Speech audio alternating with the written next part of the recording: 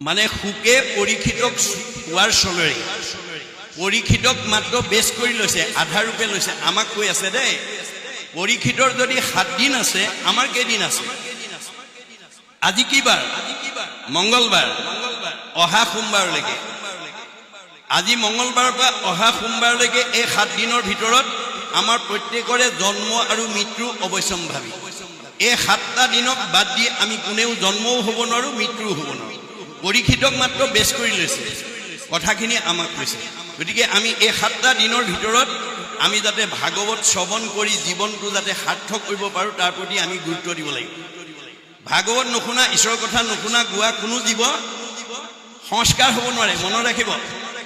আমাৰ যদি আপোনালোকে কোনো অৰ্থ নজনাকেও পঢ়ে, তেতিয়াও আপোনালোকৰ পাপ নাশ হ'ব। জানিবা নাজানি কৰে নামৰ কীৰ্তন, তথাপিতো পাপ দহি নামে কৰে শ্ৰম।